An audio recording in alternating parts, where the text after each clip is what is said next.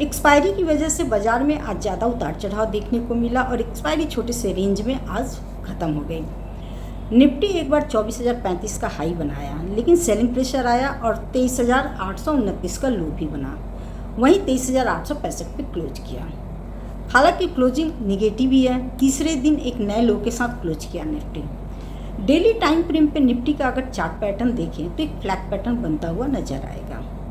Flag pattern अगर down side की ओर activate हो रहा है, उसके लिए 23,800 के नीचे अगर एक भी कैंडल क्लोज हो रही है तो निफ्टी नीचे की रैली शुरू कर देगा। और वहीं 24,200 के ऊपर अगर एक भी कैंडल क्लोज हो रही है तो शायद 1000 पॉइंट की रैली भी दिखा सकता है। फ्लैग पैटर्न तो यही बता रहा है। और 500 पॉइंट के दायरे में निफ्टी 3 हफ्ते से मूव कर रहा है। वो दायरा है 23,800 का लोअर लेवल और हायर लेवल 24,200 का। 3 हफ्ते से एक ही रेंज में निफ्टी मूव कर रहा है। ऑप्शन राइटर के लिए बहुत ही अच्छा ये मंथ रहा। हालांकि बायर यहाँ पे बहुत ज़्यादा परेशान हुए, लेकिन सेलर को एक अच्छी अपॉर्चुनिटी इस मंथ मिली है। वहीं अगर कुछ स्टॉक के बारे में बात करें तो बहुत अच्छी मूव दिखा रहा था। टाइटन में बिजनेस रिपोर्ट आने वाले हैं। हालांकि अनुमान लगाया जा रहा है कि वो पॉजिटिव आएगा, इसलिए टाइटन में करीब 3% की बढ़त हमें देखने को मिली। डिक्सन में भी आज इंट्राडे में 2 से 2.5% की बढ़त देखने को मिली। वहाँ पे ये न्यूज़ थी कि डिक्सन साल 2024 में वीवो के साथ एक जॉइंट वेंचर किया था।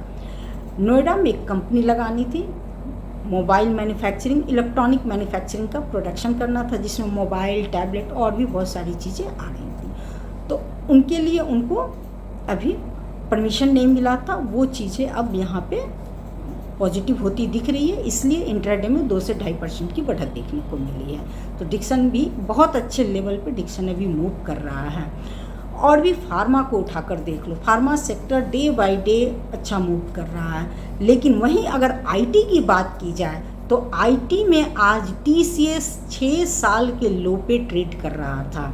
कोविड टाइम पीरियड में टीसीएस जिस प्राइस पे ट्रेड कर रहा था उसी प्राइस पे आज टीसीएस पहुंच गया है। यही बात इन्फोसिस के साथ भी है, एचसीएल के साथ भी है। सभी लार्ज कैप आईटी बहुत बुरी तरह से गिरावट दिखा रहे हैं। कहाँ पे ये सपोर्ट लेंगे ये कहना बहुत मुश्किल हो रहा है। मंथली टाइम फ्रेम में 100 दिनों के मूविंग एवरेज से भी बहुत नीचे ट्रेड कर रहे हैं मंथली टाइम फ्रेम में।